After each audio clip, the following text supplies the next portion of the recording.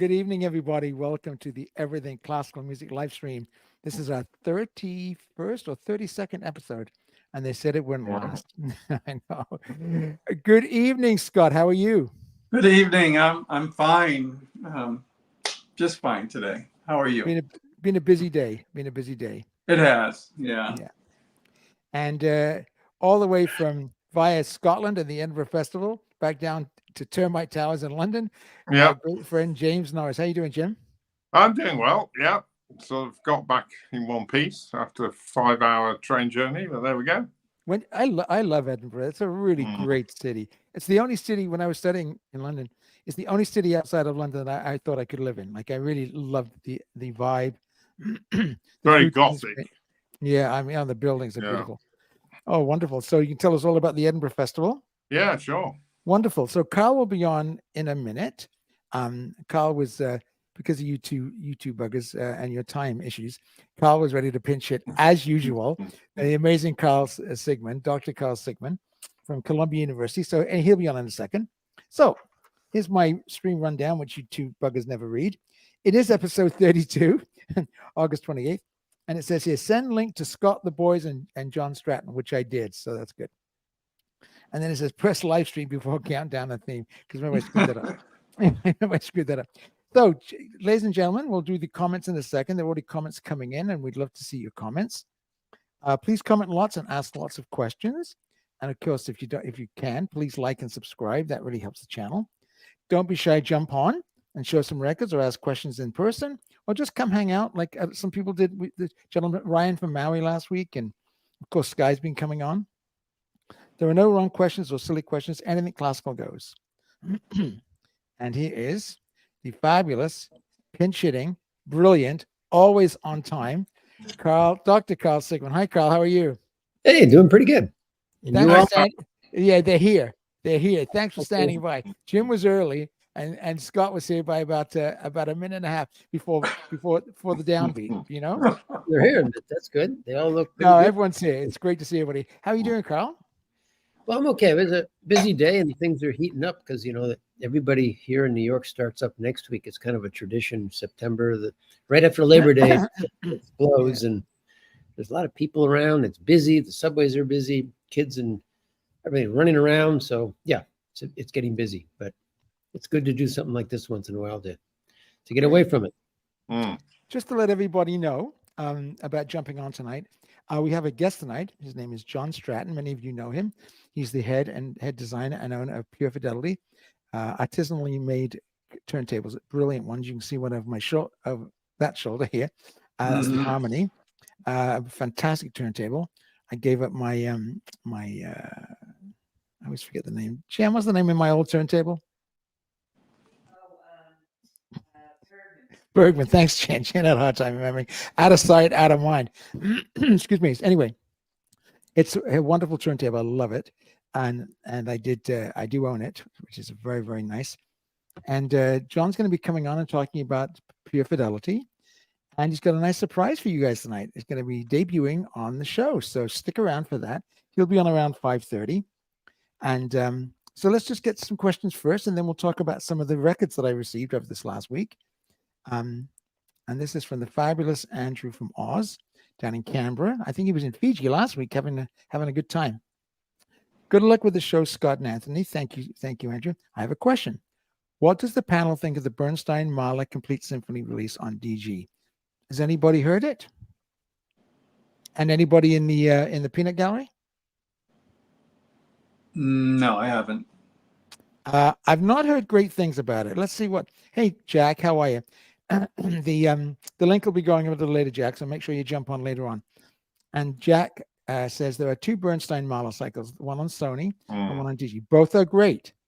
Now, my father is, everything to do with Bernstein and Mahler. Charles Brown, our beloved Charles Brown from Audiophilia, Mahler expert, and also equally beloved Jesus Gonzalez Montreal, who's coming on soon, I think. It's not this week, but hopefully soon, to talk about Mahler. They're both very, very high on it. My father loved the CBS one. Those very interesting covers. They've been remastered. They sound better. Pretty crappy on vinyl. And the DG one sounded better, but I've heard interesting things about the pressing. So I don't know. I know that musically, New York Phil and Vienna Phil, they're both great. Jack says, I like some of the Sony and some of the DG. I have both. I can't remember which symphonies I like better on both. I did listen to the third symphony because everyone was raving about the Bernstein New York Phil. And my father used to play that for me when I was a kid. And I had that weird cover, that weird original cover. And it was very, very good. But Jack says, I would buy both. If I had to pick one, it'd be the DG. Me, it'd be the CBS. Yeah, I've got the Sony box set. It's really good. Oh, Jim. So you have, Yeah. Oh, the Sony. What do you think? Well, I think there's the seventh I'm a little bit dubious about. I prefer Scholte's Chicago Symphony 7. But I think they're very good. I think Excuse me. Bernstein and Mahler go together very well, and I think you should have one of those sets somewhere knocking about in your collection. That's what I've been told. I've got a lot of Mahler now, so I'm good. But the earliest set on remaster does sound good when it's streamed. So this is so Sky, of course, a fabulous Sky. I've got something to show you in a minute, Sky. Good evening all from Kansas City. And then Jack says evening to all. Evening, Jack. And Brian Mormon. Brian, good evening, everybody. Hi, Brian. I think you knew. I'm not sure. Gentlemen, have you seen Brian's name up there before? I don't think so. No, I don't think so. Well, So, Brian, introduce yourself, where you're from, and it's great to see everybody. I think one of our viewers from the Netherlands had a question, and it was on earlier, but I don't see it now. So, Conrad, I think it is. If you want to resubmit that question, Conrad, because I can't remember what it was. I'm sorry. And then Jack says, when Bernstein was hot, he was on Mahler. So Jack, we speak Canadian, so could you type Canadian, please? Now knock the Mahler out of the box as well. I'm just kidding, but Jack also says Shai is great. Yeah, he's interesting. He really took off when I was a student, when Jim and I were students in England, and he kind of everyone thought it was going to be like the new Abbado, but he never took off like Abbado in London. He was good. And Brian says, I'm new to the Lifetime. I watch every week. Love the show. Thank you, Brian. Thank you for those kind words. It's great to see you. And if you can't get if you get a chance at some time, jump on. Okay, so now I'm going to just go live, go big for a second, and show some records that I got this week. This is first of all from the Great Sky, from the Great Gig in the Sky, the Great Sky's recommendation. These are the Tatrai 6-string quartets. And by anybody want to comment on them, please do. Don't worry about that. I'm hogging the screen. This one, Qualiton, a Hungarian company. They're very good. First of all, the Tatrai quartet play beautifully. The music is exquisite. I mean, it's just Haydn quartets, man. They're amazing. The pressing is good. I mean, it's audiophile, I would say, yeah. But is it like something you get on Philips, or that or the one that I got from Sky, I recommended from Sky the other day. That was very good. This is very good. It's very worth getting. This was like $25. 3 totally flat, totally mint records. Very highly recommended. Most importantly for me, their intonation is bang on. So that's good. I think Sky showed you what they look like, but and I haven't really listened to a lot of them yet because I've been so busy with reviews, but that's what it looks like. Kind of like a stamp on the bottom and kind of faded yellow, but it's Hungarian in the 60s. They're kind of quality control things. So anyway, they're wonderful. Now, this is just a brief, a little sojourn before we get to the big, massive Bruckner box. I received this yesterday. I've already put the review up on Audiophilia because it's so mesmerizingly good. And Notes and Tones, one of our viewers, kindly told me on a comment when I did my video on the Audiophilia Dream List, Best of the Best, which it was one. And I like the Doug Sachs version, which is lovely, warm and detailed. And I've heard the Kevin Gray OJC, which is wonderful. But this is in a different league. It is absolutely remarkable. I don't know how Kevin Gray does it. I don't know what they do. I mean, it's like, he's using different equipment and tube and stuff. Anyway, it's very beautiful, and it's transparent. It's so delicate. From the first 16 bars of my Foolish Heart, I knew this was an absolute winner. From Scott LaFara's first bass note, the foundation, the root of the chord is like solid. Bill sounds amazing on it, and the drum sound. I mean, Kevin Gray got Paul Motian sound great on the OJC, but on this, he's not front and center. He's in the mix, but it's beautiful. So there you go. Very highly recommended. It's 150 US. I got it on Amazon, so if it was lousy, I could have not. If it was defective, I could have sent it back. But it's really very, very good. Highly recommended. And thank you, Notes and Tones, for your recommendations, and the other gentleman who commented on my. I thought to myself, oh, I'm not going to press buy. Damn it, I did. I'm so glad I did. Worth every penny. Yeah. And now, Jan, can you just give me a hand with this one?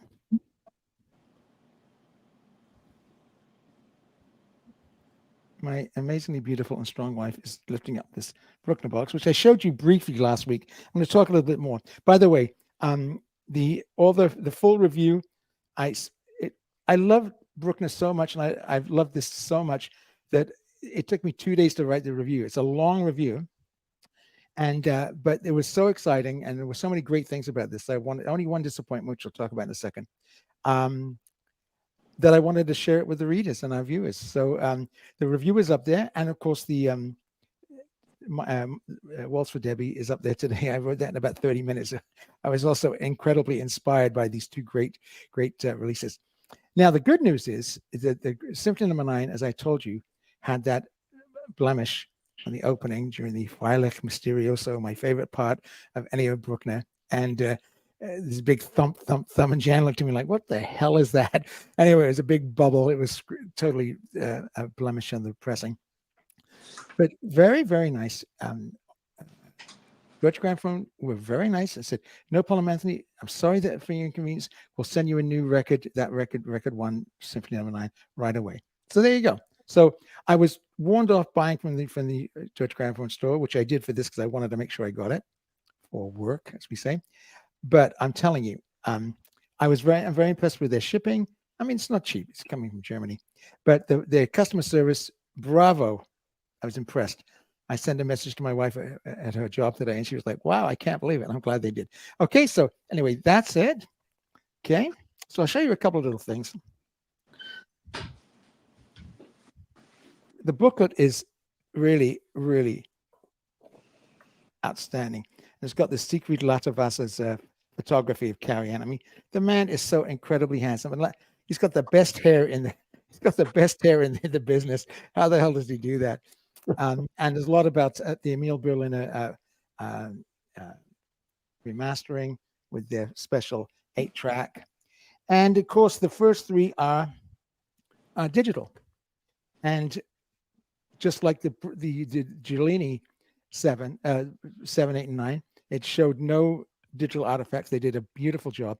So I can very highly recommend this box. One caveat, and if you read the review and you're a Bruckner person, and the review's been read about 6,000 times in the last 2 days, so people are reading it. Symphony No. 4 is not good. Symphony No. I'll just go very, very quickly because we've got John Stratton coming on in a minute. And I want to go back to some of the questions. Symphony No. 1, superb. I don't know the symphony that well. It's young, invigorating, fantastic. Highly recommended. Symphony No. 2, the same. Very good. Great recording.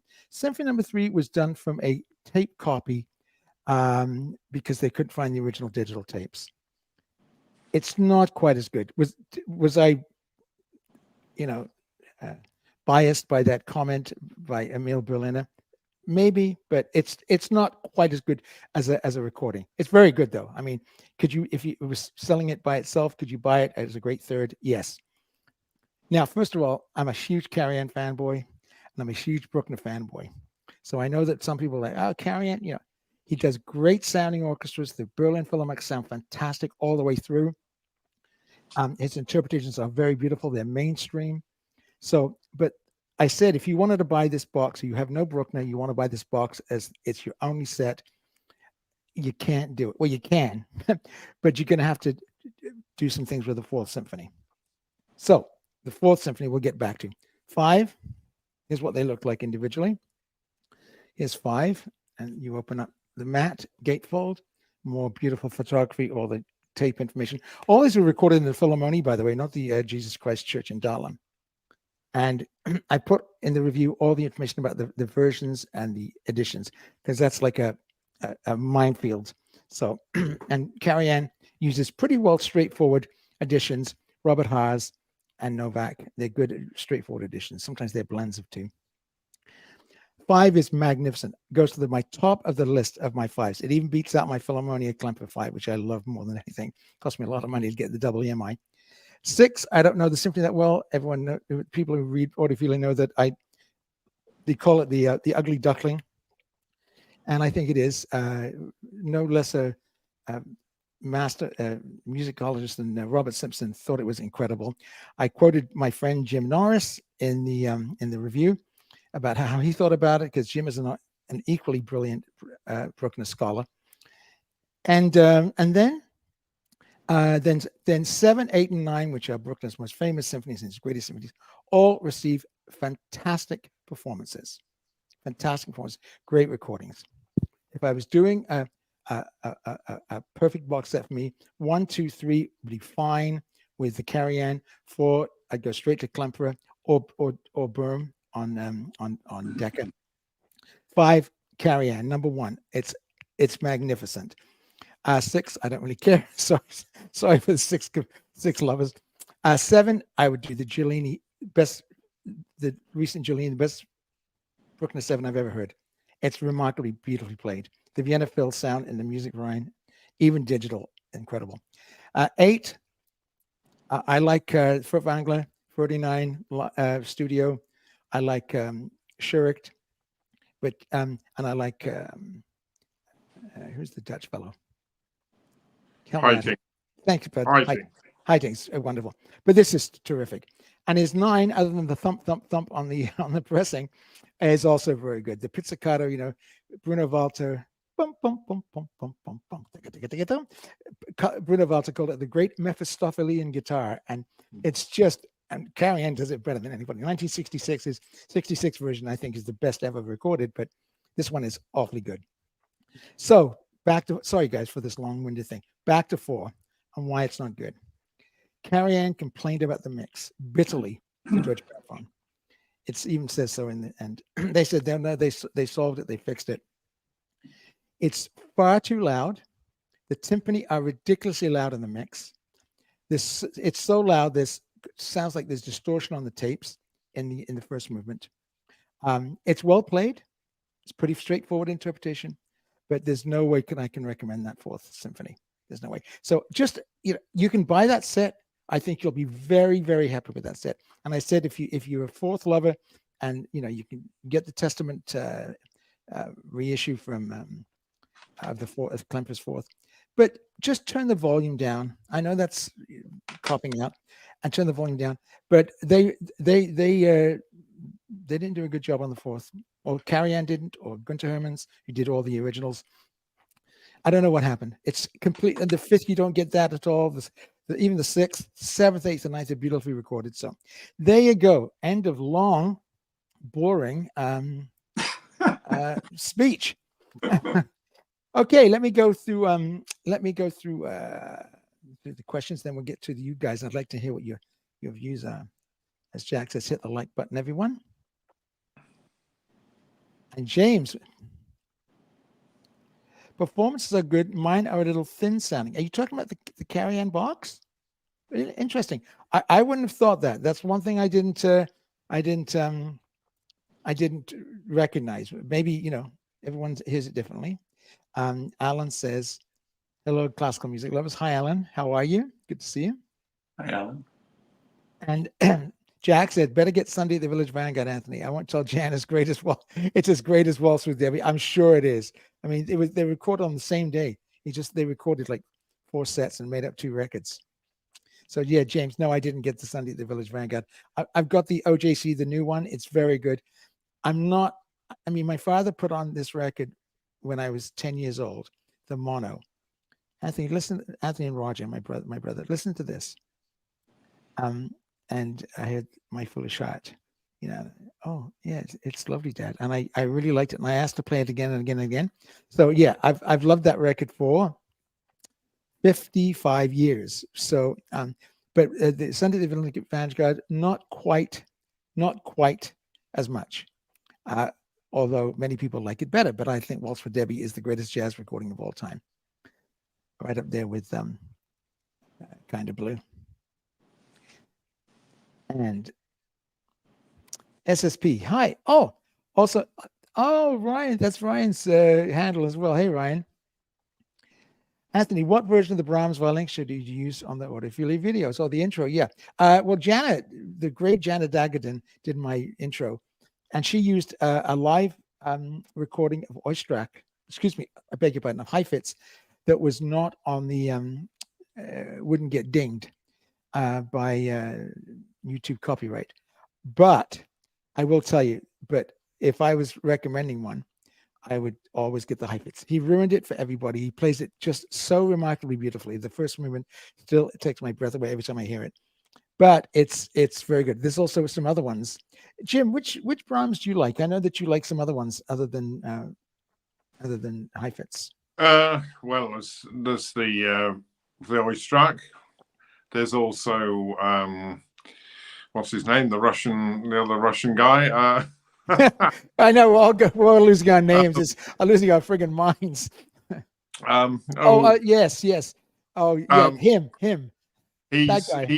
It's on a DJ thing. Oh God, sorry, my brain is going tonight. I'm glad I'm not the only one with names. Help me out, guys. Scott, who's the guy? Who's EMI Testament? They're about $20,000 to get the original. Yeah, Milstein. No, Milstein's great. There's also the Campoli. The Alfredo Campoli is magnificent. Campoli is one of our favorites. I'm sure I have it. Yeah. No, Jan, I mean the one you're talking about. Jan, could you? Kogan. Yes. Kogan. Yes, thank you. Okay. Oh, there's Kogan. Yeah, Scott's a little younger, maybe. His brain's not quite as addled as ours. Yes, Kogan. The Kogan on Testament is amazing.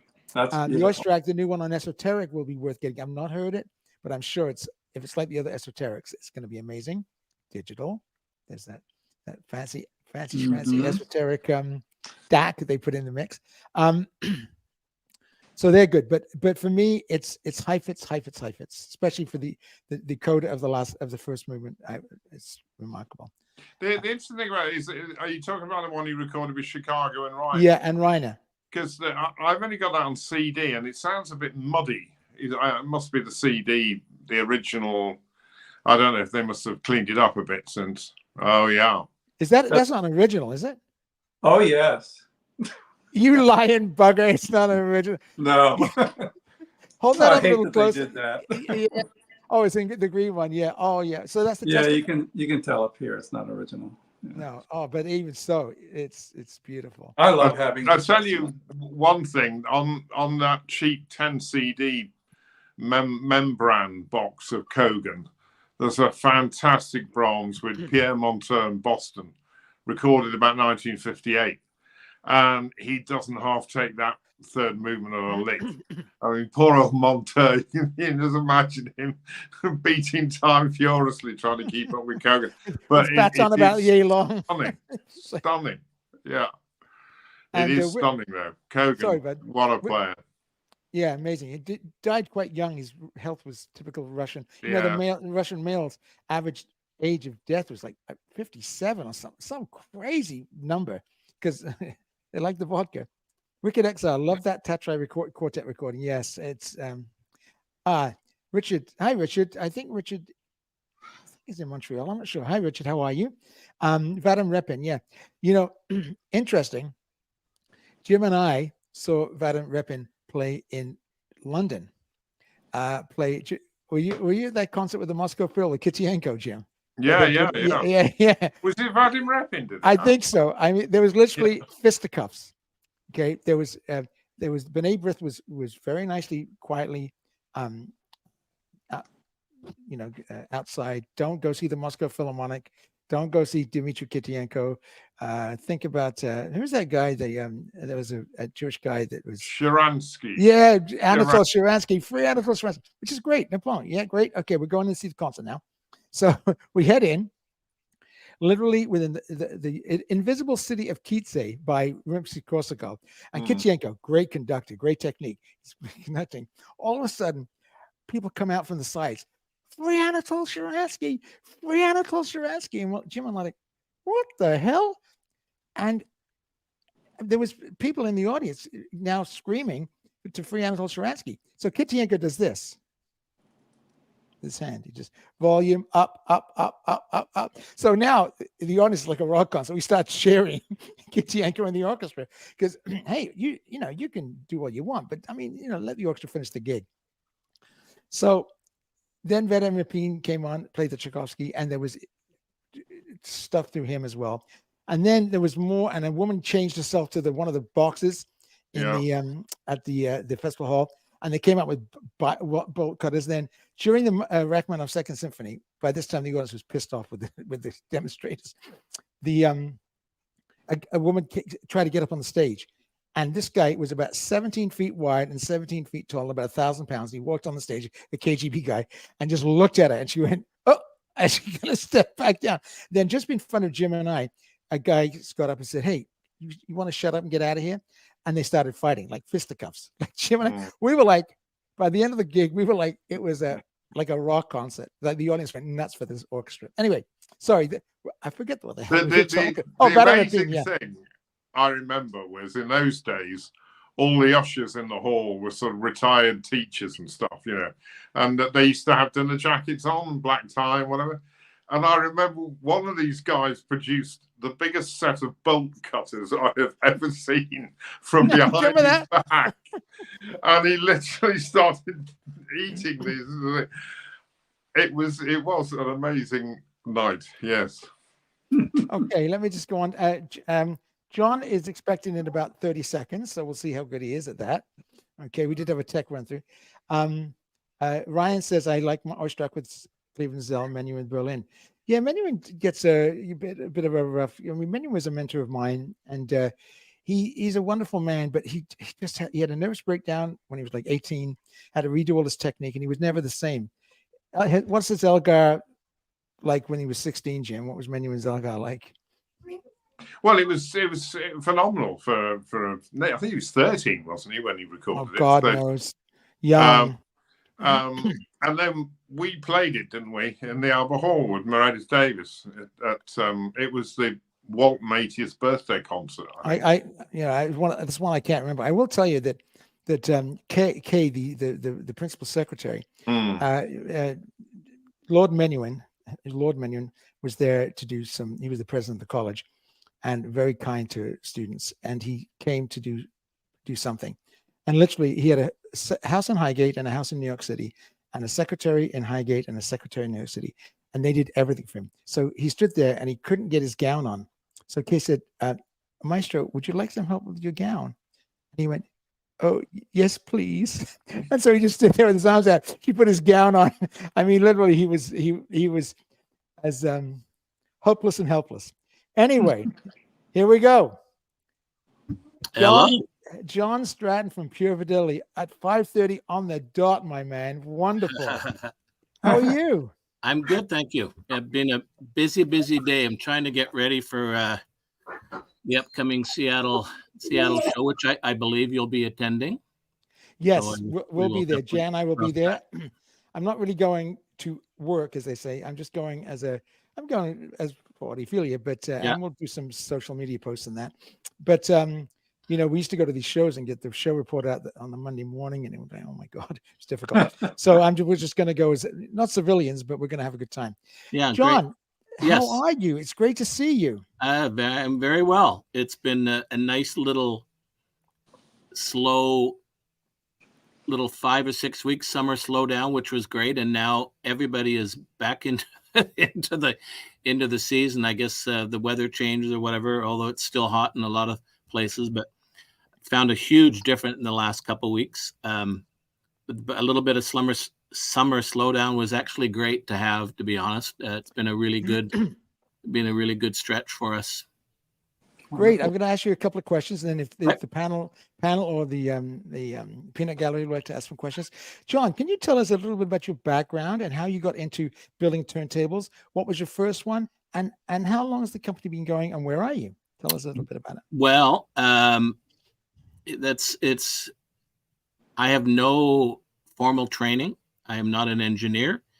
The majority of my designs were really based on trusting my ears and doing things. My tables are very simple, belt drive, sub platter designs. A big part of our business is just using very top quality, really good quality materials, and basically extremely tight tolerances. And I mean, it's sort of, they're kind of like what Rega could do. No, that sounds a little cheeky. No, I know what you mean. But you know what I mean. It's very much the same kind of design as that. Like, so many turntables are so overly complicated. You got belts turning platter, turning other platters, and I mean, they look like science projects. Ours are very simple. Once you set them up, there's really nothing to go wrong. So that, I mean, it's, yeah, I mean, I'd love to tell you something more than that, but really that's the basic idea. And actually audiophilia is a very big part of how we got going. For some of the viewers out there that don't know the story, because Pure Fidelity is only about 5 years old. About 5 years ago, Will that be cash or Chargex? I haven't decided yet. John and I are great friends, by the way. We kid each other. Don't take it seriously. Go ahead, John. Yeah. Sorry, continue. Yeah. So basically, I was building parts, spare parts, like sub platters, pulleys, and stuff. Just something to do. And I was selling them Canuck Audio Mart and not making any money at. But that wasn't the intention. I was always curious of what some of these parts could do, and I was really shocked at just a simple thing like, using a better bearing. For instance, instead of a steel ball, we use a ruby ball, and sub platters, substituting a plastic sub platter, putting in a metal. It's just amazing what these little changes could do. So basically, a friend of mine had said to me, have you ever thought of building a whole table? And I said, no, but I certainly could. And so I put a table together. I had no intention of getting into the turntable business, but I was really curious to see what I could come up with. I came up with this design, and I gone, holy, this sounds fantastic. It really did. And so I contacted you because I Googled magazines and stuff, and I found out that you lived in Victoria, and with me being in Vancouver, you were the logical one to approach, and you were very gracious. Even though I was not in the business, you said, sure, send it over. I'll have a listen and give you my opinion. I mean, I didn't think of it as a review. I mean, I literally just wanted to see what you thought about it. And, well, to cut to the chase, I not only got a great review from you, but later in the year, I ended up winning a Product of the Year award. So I guess I'm now in the turntable business, and now, several models later and new models on the way, and things are going extremely well. I think we have up to 20 dealers now in Canada and the US and stuff. So it's, I should interject, John, that I wasn't the only one that reviewed it and gave it. Oh, no, for sure. But you were the first. You launched me. But Rafe, wonderful. What's Rafe's last name? I forget. Arnott. Rafe Arnott, a wonderful human being, great audio reviewer. He also did one for a competing magazine. I forget the magazine, but he did a beautiful review. Loved it. Part-time audiophile. And part-time audiophile. And then you actually sent it a few other places. They loved it. We all bought the review copy. Yeah. And then you sent it down to Stereophile. We had Ken on 2 weeks ago. 2 weeks ago. It was wonderful. And Ken loved it. It made the cover of Stereophile. Yeah. And Ken would have bought it, but he's a vintage guy. He loved it, but he sent it to Carl. Can you tell us what happened with Jim Austin? You're on mute, Carl. It's because my kids were running around. So yeah, Jim took it in because he's the editor, and so everything eventually comes back to Of him. Stereophile, yeah. Of Stereophile, and he liked it, and he kept it, and he bought it. Yeah. I think. Yeah, he bought it. I'm actually very proud of that fact that it's been reviewed by 5 or 6 magazines, and every one of the reviewers has actually bought it. I mean, I know that's kind of a cliche, and the guys say, "Oh, and I bought the sample," but they actually did. If you hear it, you'll understand what you'll very, understand. I'm very proud of that fact. So tell us a little bit more about where you're located, and I know you've got quite a few dealers now, but how the business is going, because I know you're having difficulty keeping up. And then we're going to talk about something special. Yeah, we're in Vancouver, BC, on the West Coast. For those of you that don't know where Vancouver is, we're about 3 hours north of Seattle. So that'll give you a little bit of reference for our American friends. Canada's it's a funny market, because Canada is a massive, massive, massive country, but a lot of people don't realize our population. There's more people in California than there is all of Canada. So even though it's a great, great big country, it's small by population standards. Yeah. Okay, John. So tell us now. Are you ever going to build an arm, or are you still kind of using arms that you like? And which arms are you using, other than the new one? Which arms are you using for? And tell us your 4 models and their prices. I have. I kind of lean very heavily. Sorry, that's where you should go, folks, if you want to see. John has got a beautifully made website, very high, very professional, high gloss website. Go ahead, John. Yeah, we basically we support Origin Live out of the UK a lot. They make brilliant arms. They can be a little bit tweaky sometimes, but it's I think in the various price ranges, I don't think you can touch them. Our starting model, which is called the Zephyr, is one model up from kind of where they all started. They Origin Live started with a model called the Silver, and it basically it became kind of the Rega killer. It was just so much better than the basic Rega 250 or 300s, and it was really well priced. So that's our starting point. It's one up from the Silver.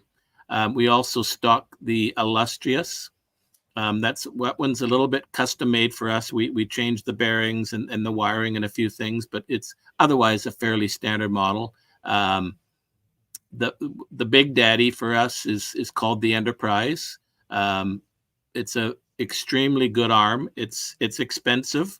It's about 8 or 9K. But honestly, I haven't heard an arm that I like better, literally at any price. So that's really saying something. One thing that's a fairly new development for us, we've been working with a company called Audio Origami out of Scotland, and they're making a tone arm built to our specs. It sort of starts life as a PU7, which is a very popular model in the UK. It's got a bit of a cult following, quite frankly. It's commonly used on LP12s in Britain and stuff. So it's a great arm. We've done some different things to it. We changed the counterweight and the head shell, and we've made some significant improvements, we think, to what was already a great arm. One of the things that's really neat about the arm, it's got this threaded counterweight. Not that that's anything particularly unique, but what we designed it so there's a little rubber O-ring that goes inside of it. So what it does, it makes even though it's threaded, they're very slow, deliberate turns, so it won't spin freely. So what you can do with that is you just dial it into the exact counterweight you do, and you don't need a grub screw or anything to hold it in place. It's really a clever idea, if I don't say so myself. That's fabulous. It's a brilliant arm. So Absolutely. what are your 4 models that you have right now? I know we're going to talk about another one. But what are the 4 models you have? Well, right we now? have, I mean, we really have, this is going to confuse people a little bit. We really have 2 models, with each model having a different shape. So we have Aesthetic, the aesthetic. So we have our entry level line. Well, none of our tables are entry level. They're our least expensive They're models. still pretty reasonably priced compared to a lot of the competition. Yeah. So they're called, one is called the Encore and the other one is called the Eclipse. The Encore is a traditional shape, rectangular sort of plinth, and the Eclipse has got sort of a half round kind of a shape. It's strictly just for looks. That's where we actually started with that one, and but as we got more in store, we were hearing over and over and over from the store saying, no, you'll need a traditional shape as well. And quite frankly, the traditional shape probably sells 9 to 1 now. I mean, that's what generally people are buying. And then we step up to models called the Harmony and the Horizon.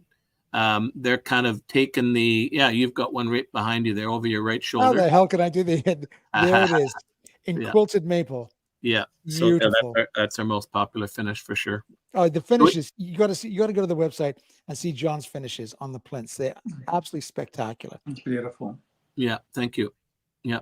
So these are all sort of modular, so they all build on sort of the strengths and add the big thing between this basic model and the step up model is the isolation platform. It's amazing.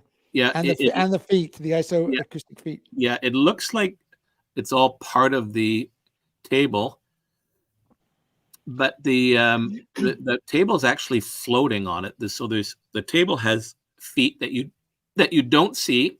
They're inside a little sort of the recessed holes in the isolation platform, and then They're that's really all cool looking, boy. supported. And then we use isoacoustics feet. It's called a Model 4. You won't even find it on their website. They developed it for us, and it's a regular OEM product for other manufacturers now. But it's built to the exact same specs as the Model 1, 2, and 3, which are commonly used for speakers and stuff.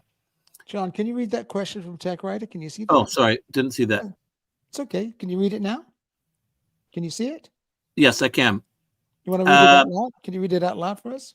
Yeah, John, does the material of the turntable plinth affect the sound? Type of wood, stiffness, density, etc.? Was there a deliberate design pursuit focus on this? Unequivocally, yes. The material does make a big difference. A lot of people, when they've seen all the lengths we go to we use MDF for our core. It's actually a product that's made in Oregon for us. It's a special MDF called Ultra MDF. It's extremely dense and heavy. And then our plinths are all veneered. Now, quite frankly, if we did solid wood, it would be quite a bit cheaper. But the problem with solid wood is it's never stops shrinking, expanding, contracting, splitting, twisting, torquing, even if they're, things you can't even see. If something was to move even a, immeasurable amount, say a 64th of an inch, well, that could be the difference from our platter now rubbing on the edge and stuff. So we use MDF for its stability, its machinability. It's so hard, it literally will machine like metal. You can get incredible edges and stuff on it. So, sorry, that's sort of a long-winded way of saying, yes, it does matter.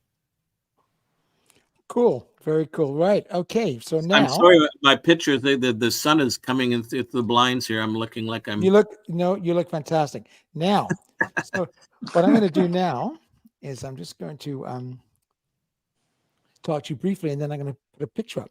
So John's coming on. We're very good friends. We talk, almost daily or text daily, and John spoke to me. Don't hold that against me, people, please. John spoke to me last week, a couple of weeks ago. Said, Anthony, I'm thinking of something, a new turntable to add to the. And so we talked about the financial things and the investment and stuff, and we talked about the name, and we talked about all sorts of things. Because the Harmony, which I have, is top of the line. It's amazing. So Yeah. John came up with, in a very short period of time, he's got the idea of the sound beforehand, and here's what it is. There it is, the Pure Fidelity Symphony turntable. So John, tell us a little bit about that. The material, it's mass. You can't tell You much can't bigger it is. tell how much bigger that is in the horizon because, I mean, it's only 2.5 inches deeper, 3 inches wider, but the big difference comes in the thickness and with the angle. I'm sorry for the crappy picture that I just took that on my phone because this is brand new. We're debuting it next weekend at the Seattle show. Most of my dealers don't even know about it, so I'm anticipating some phone calls after this. How come we don't even know about this? So, it's funny. I had been thinking about different designs for years and how I could improve on the thing. And it came right down to it. And, I was looking at different ways of isolating the plat or maybe having the motor in its own case sitting outside of the plinth. Just run around a bunch of different ideas. And then I just kept coming back to our own design. It's absolutely rock solid. It works. I mean, the turntable's job is pretty simple. It needs to spin at the exact speed, whether that's 33 or 45, and it has to isolate from vibrations, and whether that's internal vibrations or external, whatever. It just needs, you can't let anything into it. And, if your table does that, which ours does, even our Harmony does that. The Harmony is rock solid, and that new conductor speed controller, the Maestro was very good and very well built, but the conductor, and I asked Austin, our friend Austin down in Victoria, great audiophile, I said, how important is this controller? Because this thing is like unbelievable, and Scott knows how important the controller is because he has the STS for his VPI, and I just could not believe the difference this conductor made. Yeah. So remarkably good. The other thing that you may or may not notice on that, but that's a 12-inch tone arm. So I know it looks tiny against it. Yeah, we're entered into the Wow. the 12-inch world, and that's a titanium arm tube. That's also a custom thing they're building for us. I have to be honest. The first time I played it, I was absolutely shocked. I know the theory behind longer arms is you get less groove distortion and less stuff as it tracks inward and stuff. And when you don't hear noise on your 9-inch arms and there's no distortion and stuff, you kind of think, well, what are they talking about? And until you hear it, and then and there's just so much more, and you go, it's like when you lower the noise floor in a thing, a really good one. You may be listening to something that's absolutely dead silent, so you think, well, there is no noise. But then when the noise floor is lowered even more, there's suddenly more instruments, everything coming pop. You realize kind of what they're talking about, and that's the same experience I got with this tone arm. I think, in fact, I might have called you after it, and I was like going, oh my God, you gotta hear that. Yeah. That's the Audio Origami 12-inch tone arm, isn't it? It is, yeah. Well, we call it. It's very simple. It's got one of the best azimuth adjustments I've ever seen on any tone arm. If you look, it's not going to be. You'll have to imagine here, because on that picture, if you follow the arm tube back to near the bearing housing, you see that black portion. There's two little set screws there that you just loosen off, and you literally can just rotate the arm from side to side for the azimuth. We ship it with a little bubble level they just put on the head shell. I mean, it's so simple, but it's so effective. I'm pretty pumped on this arm, and it's very, very like you say, very simple, but it's Let me give you some comments that the folks have been mentioning, Right. and so Justin says, "Isoacoustic products are awesome. I use them on everything." Justin, and I'm telling you, Yeah. that John's proprietary ones. I agree. Okay, and Wicked Exile said the use of Delrin for the platter is very symbiotic, as vinyl and Delrin have similar resonant characteristics. And That's John's also platters. that's also So very true. this platter is bigger than This the. platter is the one on the Harmony is a 48 millimeter. This is a 60 millimeter. Oh boy.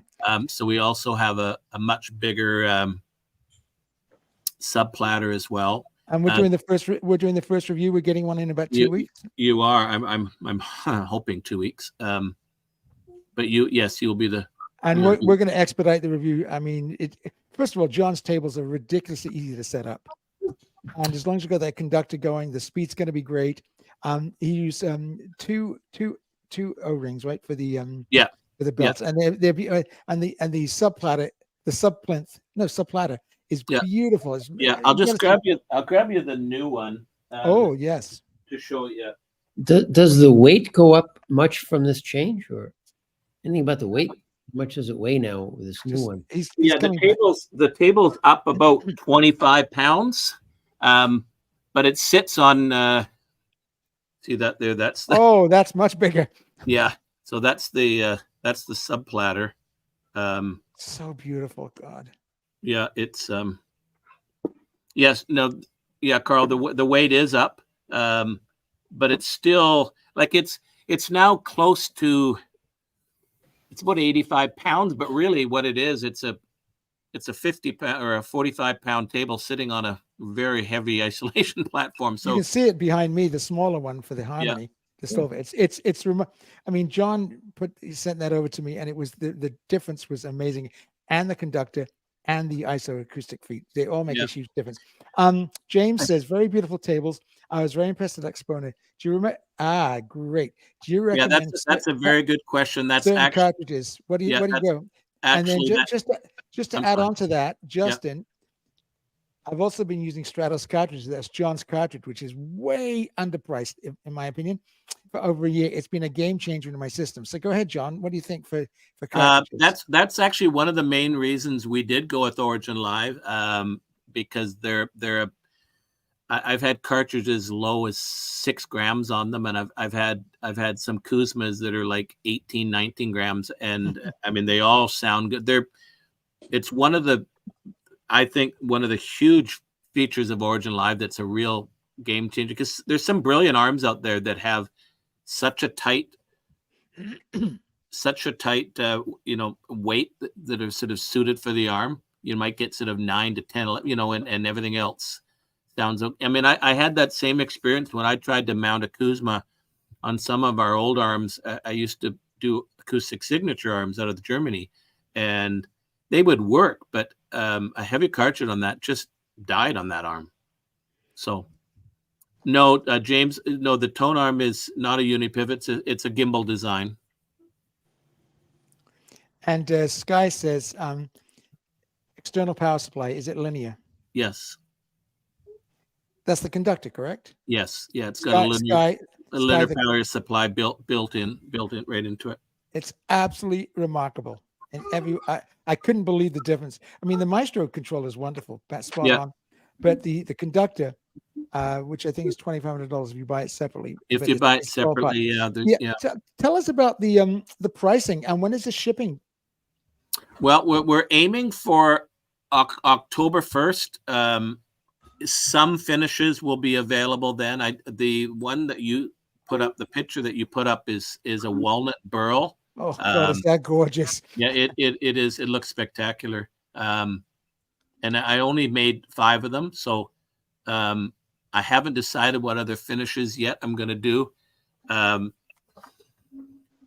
mean, quilted maple is so popular. I'll probably do quilted maple in that table as well. But it's sort of still to be determined. Yeah. Well, it's spectacular. And the price? The price is not cheap. It's going to be, including the arm, it'll be $20,000 US for that, including that arm. and then with a 12-inch Enterprise, which will be an option. I have not tested a 12-inch Enterprise for quite a while, so I need to reacquaint myself with it. If we do both arms, the Enterprise will be a little bit more. Well, the 9.5, the 9-inch, whatever it is, 9.5, the Enterprise Mark IV that I have, I could not believe the difference. I mean, what's the one we used before, John? The German arm. What was it called? Yeah, acoustic signature. Yeah, it was excellent, and it was that was a great arm. I mean, great arm. I didn't. Sorry, go ahead. I didn't stop. I didn't stop because I didn't like them. It just became a supply chain issues, and yeah, my OEM quantities just kept going up and up and up, and the pricing went up. I really like to have price stability, which a lot of brands don't have, and you know, like our pricing hasn't changed in 3 years now. So I'm. So 20 grand for what you're getting is really, I mean, some of these tables are priced astronomically. And the thing about the John's tables, they're gorgeous. They sound spectacular.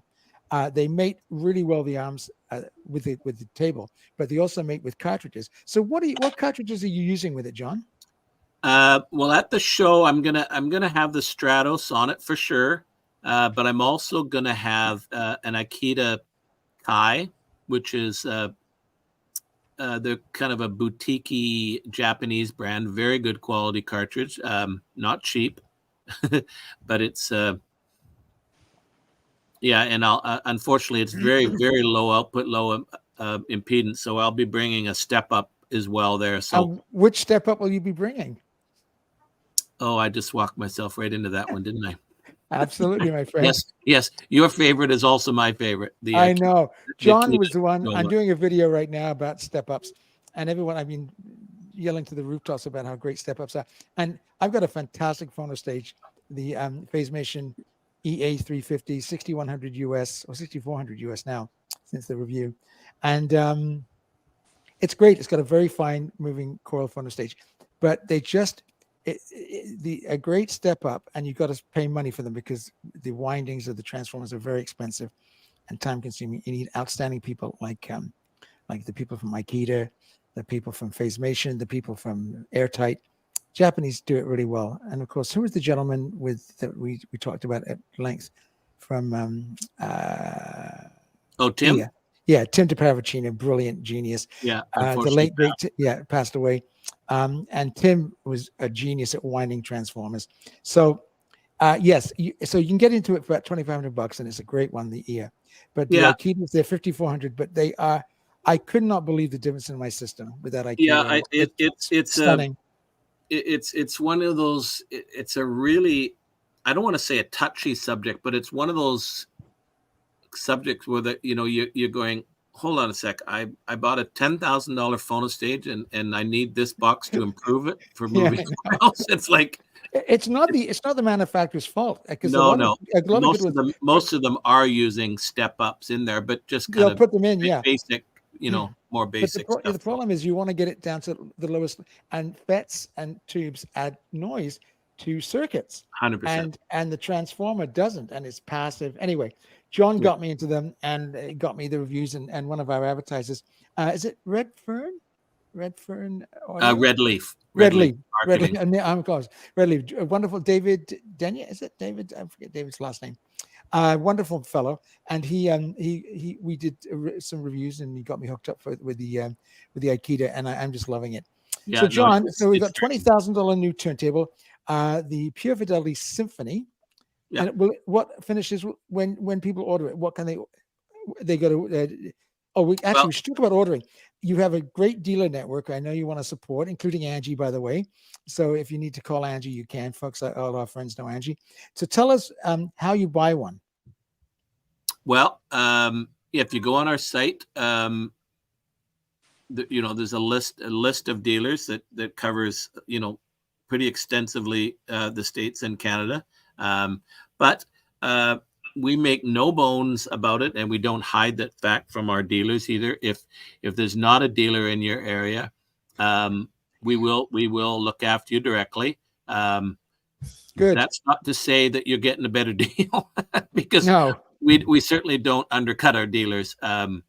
We've got some great dealers. Plus, your prices are already amazing. Even 20 grand, people, that's a lot, and it's an incredible amount of money. It is a lot. You're getting an end of journey table, right? I mean, I'm worried because this is fantastic, the Harmony, and John's going to send that over. And every time John sends me stuff over, whether it's been a step up transformer or a cartridge or a damn turntable, it's like, oh Christ, what am I going to do now? So I'm a little worried about Don't it. tell Jan. But what's that? Don't tell Jan. Don't tell Jan. Yeah, I'm not going to tell Jan. Jan, yeah, it's for work. Anyway, I'm very much looking forward, John, to receiving it. If it's anything like the first one I reviewed, the Eclipse, or the Encore, I forget which one, and the Harmony, which I love. I did the Harmony and the Harmony Mark II, and I'm very, very glad and proud to be associated with your progression and telling the world about what an amazing table it is. And I'm not the only one. A lot of people. And when they go to shows, you get sales out of shows. Dealers come up to you. Can I sell your product? Even other reviewers, very famous reviewers who want to get in on it. Can I get a turntable for review? So, yeah. Yeah, it's funny. We've been in some great sounding rooms at these different shows, and the Seattle show coming up, it was an interesting one. I was approached by Hans Lumen of Infigo Audio. He's got a big ballroom. He's got he's got the biggest room there, and he's showing with Michael Levy's Alta Audio his speakers. And Carl's doing the review now at the big ones. Okay, well, so Hans approached me and said, and I'm not going to mention the brand, but they'd been using some tables by another brand, like very, very expensive. And he says, I could just never get them sounding good and they're finicky, blah, blah, blah. Hans owns one of my tables himself. And he said, would you consider doing the show with us? So this is my first time in one of the big fancy dancy rooms. Fabulous. Well, I hope the symphony is a great success for you, John. Anything you put your hand to usually make it a great success. I know I'm not going to be the only person reviewing it, so if you don't believe my words, hopefully the next person will echo my words. And I hope I like it because we don't. John knows we don't lie. Yeah, we don't lie. He knows. Well, I'm very, very confident in it. It's. We'll have to send it up to Scott of the Pressing Matters for follow-up and see what Scott thinks about it. So, Carl, are you coming to Seattle this year? I can't do it this year. It's too close to when everything opens up here next week. Yeah, no, for sure. It's a goofy time, to be honest. But I'll tell you, the last one I was there, Anthony invited me and I stayed with him at his home for a long weekend. And I must say he was really showing me what your turntable can do, that when he has now. And what's interesting is that he was very, very, he didn't want anyone to touch that turntable. It's almost like the most important thing in his apartment. But he after a while he trusted me apartment, to you mean at least take off an executive townhome. You talking about apartment? You mean executive townhome? It was a great, really wonderful. I had wonderful LP listening sessions with him using that turntable, and I was very impressed myself. So so whatever you got coming up, let him know, and it'll encourage me to go over there sooner rather than later to hear it. John Scott said, I'm a bit late and missed this, but will this new table be at the Capital Audio Fest in November? I don't know yet. We've got a very good dealer, Now Listen Here, out of Pennsylvania, and he had our table in a couple rooms last year. I'm definitely going to approach him and see if he will put our table in there. So I can't say yes, but I would say very likely. Wonderful. But I know that's coming up soon. We do the Toronto show, which is in October. We do that one. So I won't be going to Capital this year myself. Just too much going on at the same time. I went to the show last year. I thought it was a fantastic show. It is a lovely show. Really nice, fun show. It's just the right size. I find, Expona sometimes. I mean, it's a great, don't get me wrong. Expona is very, very good show. We get lots of great Massive. exposure, but it's so friggin' big. I mean, I remember guys coming into me on Sunday afternoon and goes, "Oh my God, I still have 3 floors to go. I'm not going to see." And they rattle off about 10 brands they wanted to see still. It's overwhelming. It is overwhelming. It is overwhelming. I mean, I can't imagine what the consumer like, because it's overwhelming for me. I go, "Oh my God." So before we say goodbye to John, does anybody else in the peanut gallery, but more importantly on the panel, does anybody have a question for John? Jim? I don't know. I mean, it's been such a comprehensive interview that I feel I know a lot more about turntables now than when I started half an hour ago. Oh, that's great, Jim. Does anybody have any questions? Great Honestly? interview. Jack, go ahead. Jack, you're muted. There we I go. do that in case I. Anyhow, John, it's nice to meet you. Nice to meet you too, Jack. Sky had a really good question. I was going to ask it myself. How do you feel about external power supplies? And is that any thoughts about doing that in the future, or not necessary? Well, ours is an external power supply. It is. Yeah, It is. yeah. No, we very much believe in getting the power away from the electronic bits and the sensitive parts. And no, we very much believe in the external power supply. I mean, you know, in so many things, whether it's a DAC, a turntable, an amp, or whatever, the power supply is. I mean, the top brands all know that, but I mean, they people put a lot of emphasis in getting the power supply right, and it's such an important part of things. And it's Power is such a, you know, when I moved here, I live in Tennessee, and we had major issues with our electricity here. My electricity coming into this house was horrible, and I invested in a pricey cleaner, and it did what it's supposed to do. But people need to check their, you know, if you live in an apartment, somebody's running a microwave upstairs. Yeah, It could really screw things up. You know? Yeah, no, it does, especially, you know, especially for those of us that live in the city. I mean, the power grid, you know, at certain times of the day is just brutal. I mean, there's a reason why your system sounds the best late at night, because less people are using stuff. It's undeniable. Oh. Well, One Jack, little thing, John. Go ahead, Jim. While we're on, what's your distribution in the UK for those of us who are? I don't have any distribution right now. Right now, we're I don't even want to say negotiating. We are discussing it with Audio Origami, because they're interested in maybe doing something. Then Stephen Kosh is the new owner, fabulous guy. So we don't have any. Oh, okay. We've had a few stores contact us directly, but nothing sort of come to fruition. We kind of look at, honestly, I look at international business as kind of, it's bonus business. We've got, I mean, you can always want more, but we're very pleased where we're at in with Canada and the US. It would have to be the right situation. I mean, you know, if we were to go through a distributor, you know, they need their 30 or 40 point margin and stuff. The table would be extremely expensive compared to some of the product that's over there.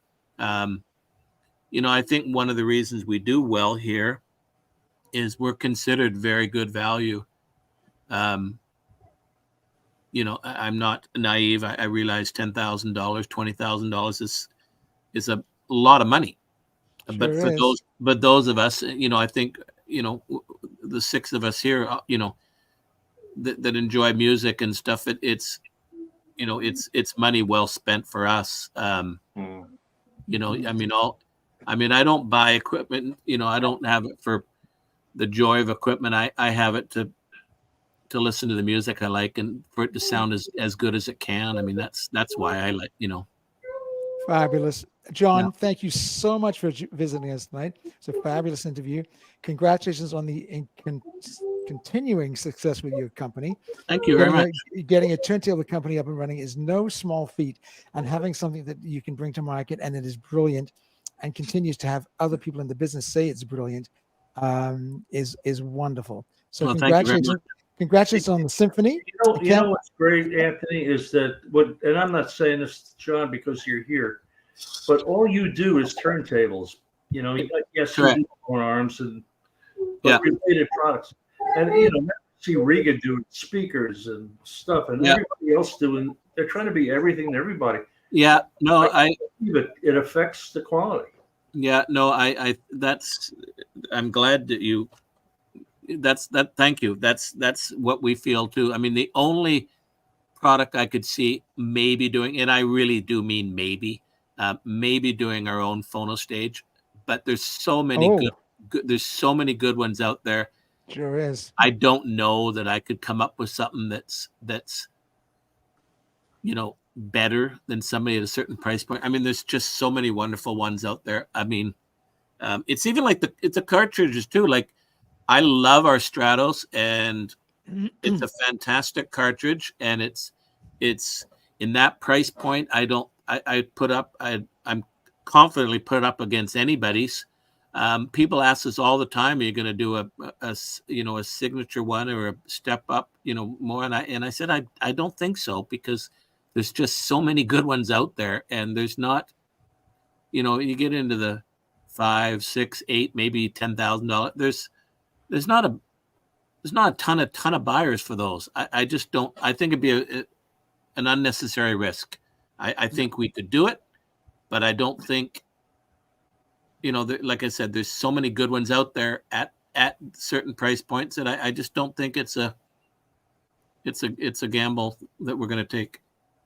But you never say never say never.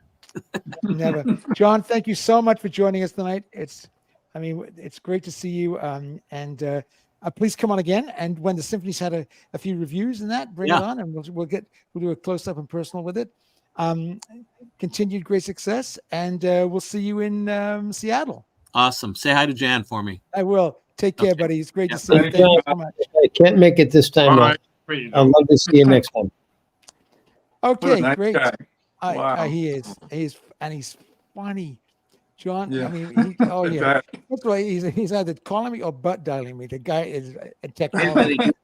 Today we had a tech check to get this going. He was, Anthony, send me a link ahead of time. Anyway, he was great, but he's a generally lovely fella. He's got great ideas, and I will tell you this: compared to sometimes I hear things at shows, everything that man suggests to me he's got great ears. It's a knockout. Like, he went from the maestro to the conductor. How so good is it going to be? It was incredible. He changed the platter a little bit better. The support, the feet. Anyway, and I use the stabilizer from Anzus, right? That crazy expensive one. But his record weight, 780 grams. It's beautiful, and it's very good. That also comes with when you buy a turntable. So I can highly recommend it. We got Pure Fidelity, Rager. We got VPI, Carbon Project for Jim, and Carl has behind him has the VPI. Right. What's the direct drive? What one's that, Carl? It's the the MW 40, the 40th year anniversary of the founding of the company. Right. From the father, named after the father. HW. Yeah. Thank you. Yeah, JMW. Yeah, Right. after the son. Yeah, JMW. JMW. I was going to say something. That what I really appreciate about him is that he admits that he's not really an engineer, but he's a listener, and I really like that idea. That's wonderful. He can hear, or at least I think we agree he can hear. I mean, he's got great ears. No, everything the guy sends me. He spoke to ISO. It's a really important component of distinguishing what's good and what's not, and that's wonderful to hear. So, Sean Morrison at ISO worked with him to get those feet, and they look fantastic, and they're very, very effective. Okay, so we've got the Peanut Gallery did some great questions, and that was great. I love it when we have guests on, and you're wonderful. It's nice that we can get Jack on. I think if we have room for one more, if one more person wants to jump on, and we've only got about 15 minutes. We'll do Petrushka next week, if that's okay with everybody. That's okay. And I'm going to go do Jim briefly. And where's Jim? There he is. And Jim, can you tell us a little bit about Scotland? And what did you bring back anything nice for Jack? Well, I did, especially for you. I brought back. Oh no. What the living hell is that? Is that haggis? Yeah, that's a haggis. Where's Now, the scotch? Oh, Can you tell everybody how that's made? Well, it's actually, this one is venison, which is deer. It's a lot of ground up sort of meal, like barley, wheat, lots of grains mixed in with some meat. It's a bit like black pudding, but without the sort of the emphasis on the blood element of it, like you get in black pudding, if you've had black pudding before. And it's highly seasoned. Yeah, it's highly seasoned and spiced. And basically, I mean, you put it in a pan, you boil it for about 25 minutes, cut it open, and you can have it with bacon, an egg, Disgusting. potatoes. Jim, look what Scott says. Jim, well, as I said, where's the whiskey shot? Very good, Scott. Very good. You can actually, if I got the £20 one, I could have got it wrapped in its very own stomach, but I had to draw the line at that point. Good Lord. But yeah, no, I've been up at the Edinburgh Festival and the Edinburgh Fringe, seeing some friends and family who were in show, and Edinburgh, much colder than London, quite cold, and very gothic. And Beautiful. I don't know if you've all been to Edinburgh or whatever, but if you want to see a totally gothic city in the sort of Birken hair and the body snatching and all that, then Edinburgh is the place to go. It's a very, very Protestant and very steeped in the history of the clans and it's got some fantastic whiskey as well. I have some great shots. Did you go to any concerts, or just your No, daughter? I went to a Godowski performance, which was actually much more politically motivated. I won't go into that. It wasn't my cup of tea, but some of the people. Who's Godowski? It's a Polish theatre technique. Oh, okay. Basically, it's like live theatre and theatre of whatever. But no, I went to see because Clara's daughter was doing her play about climate change and did very well for 4 weeks. Nice. They actually made some Fringe? money. Was she on the Fringe, or did she do? She was at the Fringe. She was at the Pleasance Dome, which is one of the big venues for Fringe, and there were 400 shows there this year. It's unbelievable, isn't it? The place goes crazy. Of which 100 of them were one man and one woman shows, usually talking about their genitalia. So I leave your own imaginations to what that was. No, it was very interesting. It's very good. Well, we're glad to have you back. Are you traveling anymore? Not at the moment, no.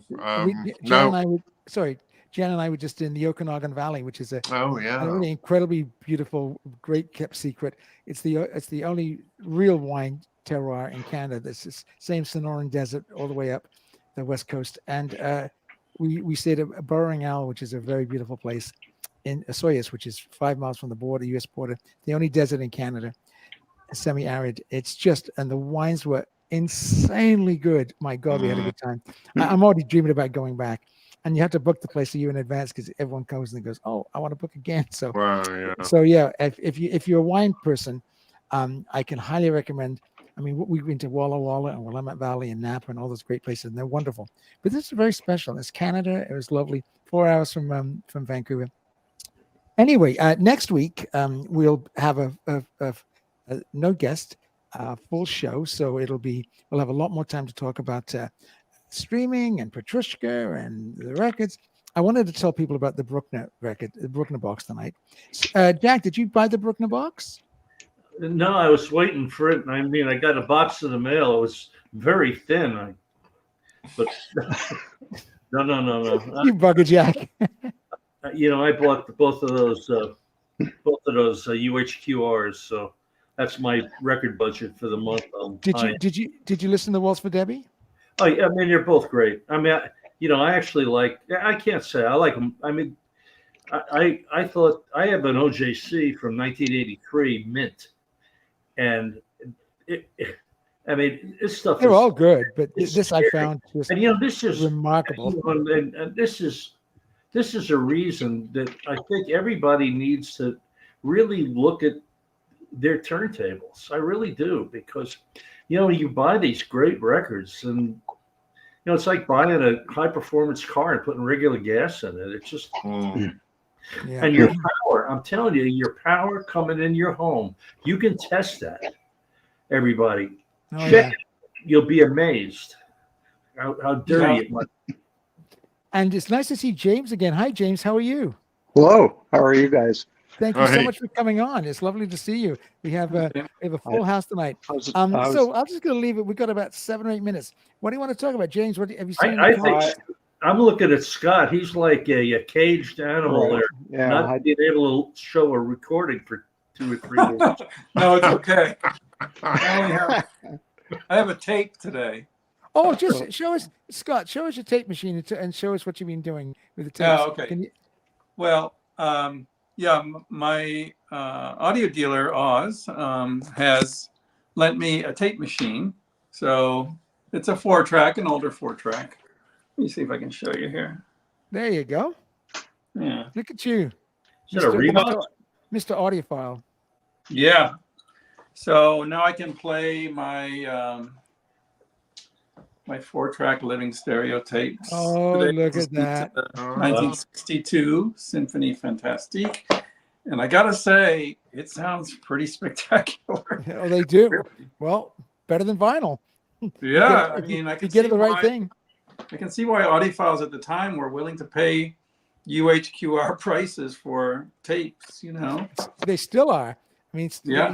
audio analog productions still produce them. Right. And when you think of it, I think I like adjusted for inflation. These were like maybe $17 when they were out, and records were $2 or $3. So it was an expensive product. Tape, and unfortunately, as time went on, they made them cheaper and cheaper by making them. You like the sound? Love the sound. It was great. Smooth. He also made dynamic. me 2 special mixtapes that have a lot of cool stuff on them. What Taylor Swift and the Beach No. Boys? I don't know, like Look, I think you're a closet Swiftie, mate. That's what I've heard. Hey, I won't have anything to say about Dear Taylor. Taylor Swift, because Grandma took her to the concerts when she was young. Taylor Swift gave 50 grand to the Seattle Symphony and 100 grand to the Nashville Symphony. yeah. And it was very nice for her. And she said Grandma used to take her. She loves Peter and the Wolf and some other and she always remembers her grandma taking her to the concert. So Taylor, I don't want to hear anything about Dear Taylor. No, I have nothing bad to say about Taylor. I'm sorry. Anyway, I'm glad, Scott. I'm glad next week we'll have time for the vault, and we want a special vault. We're also going to do Patricia. I've got a few recordings, and Scott and I have been discussing the Oscar Danon. It's unobtainium. You can't buy it. Yeah. The Chesky. I wish we could have bought it when it first came out. What idiots! And it's worth a lot now. So get your Patricias ready for next week, and also that's your homework. Peanut Gallery. So Anthony, can I yes. just? Hang on. Friend, Hang on. Let me get you big. Hang on, bud. Hang on. Our friend, Frank Shipway, oh, Marla yeah. 5. I found in the charity shop 20p. Oh, well, send it to me. I'll give you 25. 20p. That's So- marvelous. And it's so, Charles is Charles is in love with that recording. Mm. I Frank bet you'd have paid 99 for that if they charged you. Yeah, no, 20 pence it was. It was in the sort of right at the back of the any old rubbish that they could get rid of. Box. Frank just never played the game. Yeah. He was a bit grumpy. He was a fine conductor. And I remember we did Jure with him. Oh my God, that was tough. It's a tough piece. One of the toughest I've ever played. And I remember, when he first came in, Ralston in Forestville, and he comes in with his Herbert von Karajan sweater tied around his neck. his Rolex back to front, just like Carrie-Anne. Because he started with Carrie-Anne, right? So Carrie-Anne thought he was Wagner incarnate, and Shipway thought he was Carrie-Anne incarnate. But he didn't play the game, but he was a very fine conductor. And that Mahler 5, you won't find many better. It's really amazing. So, sorry, James, we got a sidetrack. Oh, it's okay. By Jim That's all. Jim Norris and his Sorry, Hagler. I'm stealing the limelight here. No, I'm enjoying everything that's I'm going just on kidding. here. It's I just gotta get this. Tech Writer's got a question for Scott. Scott, read that. Scott, do you sit on the bed for your sweet spot when listening to your system? Yes, I do. Scott, I heard there's a sweet spot on your bed. Is that true? Yeah, that's true. Anyway, Joey says, of course, Joey, you keep threatening to come on. Every time we have a preamble, and it's pretty raucous, the preamble, we should put it on the live show sometime. Jim's like, and Carl's like, when is Joey coming on, man? Come on, Joey. I begged him this week. I suggested to him in the comments to one of my videos. I said, please come on. We want to see you open a record. Talk about anything. I think the bookmakers in Las Vegas have the over/under now on when Joey's going to come on. I think you can make a bet on that. Yeah. So James, fine. I'm sorry, having too much fun here. So did you hear any get any this week, or did you go to any concerts? Cleveland Orchestra? well, I've been listening. I just wanted to hold up 2 records real quick. Oh, let me get you on. Well, you guys were talking about the Anserme Chabrier. Oh, yeah. Skies. Okay. Well, this is my to Fabulous. die for. This is the best. Oh, yeah. I mean, it's incredible. If you want to hear Detroit play and the transparency, this is the original though. The redo on Analog Productions or Classic Records, not quite. I have that too. And then this is another original that. Oh yeah. Beautiful. And that's very nice. I always found that recording. I had the Analog Productions reissue, stereo and mono. I find it very hard driven, a little bit like this Strauss waltzes, a little bit too hard driven. I have to try and find the original. This is the original, and it's about as good as you can get. Sometime I'll tell you the story behind the stickers on here, because that's how I actually obtained the record. I was a good friend of a person that owned a record store back in the 60s and 70s, and it's a long story. But now I will tell two American friends tonight, not the other American one. He's New York. That's not really America. Okay, and Scott, he's Miami. You know what's I want to tell that Jack and that James. James, there are other orchestras besides the Cleveland Orchestra, you know. Oh, I know. I go to Pittsburgh. I go to New York. I'm just teasing you, James. But I have one more. This is to die for. Hang on. This is the one everybody should get. This is the best live recording of any orchestra I've ever heard. Oh man! It's a SACD. If you can get it in SACD, it's what's the program? What's the program? It's Still, I think it's his last. Is that his last recording? This is his last. I heard about that. I heard it's great. It's unbelievable. I mean, the whole recording's good, but the highlight is the Sibelius second. Oh yeah, and it'll blow you away. I mean, it may not be a Mercury, and that's one thing that, you know, if you consider what Zell recorded on, he recorded on CBS. Columbia and Epic, records, and if he was only on RCA or but this, it's Oberon, the Weber Oberon, the Mozart 40 G minor. I mean, all his favorite stuff. And then for an encore, I forget what they do. They do an encore. Some Damnation of Faust encore. Oh, beautiful. Of course, but it's incredible. Ian Boosfield was the principal trombone of the LSO. Then he went to the Vienna Phil, right? Which is not really allowed. Right. There's only one place to go, Berlin or Vienna, right? So he went to Vienna, and he was there for many years. And he took over from Dennis Wick, who was the greatest LSO trombone player. And he was saying that, he said, if you guys was giving us recommendations to listen to, he said it's the Cleveland Zell, Death and Transfiguration. Oh, yeah.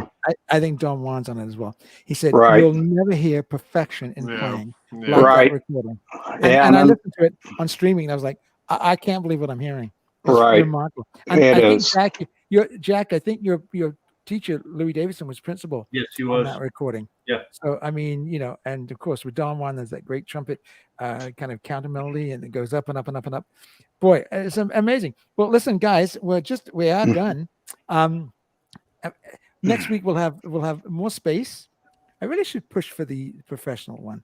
It cost me $20 a month. Well, that doesn't matter. 20 But then bucks. You just paid $500 for a Brooklyn box. That said Brooklyn box was $5. $49.99 at the Deutsche Bank store in Maida Vale in London. Yeah, And I right. eBay. Yeah. $5. Yeah, Jan's looking at me like laughing. Like, yeah. How much, darling? Anyway, James, it was great to see you. Thank you so much for coming on. Come on every Thanks. time, and we'll have more time Yeah. and more. And Jim, Oh, and of thanks. course, Carl, the regular team. We'll No, have more pleasure. for haggis and blood pudding stories Mm. next week, and of course, Carl with the fabulous streaming. And as Scott, my great friend, well, don't forget, we'll do the Patricia next week, and we'll have time. Jack, great to see you again. I'm Okay. glad you got those records. Listen carefully to the Dutch pressing is very good. It's not quite the English pressing, which is absolutely mind blowing. That's I couldn't as soon as we sign off, that's what's going on.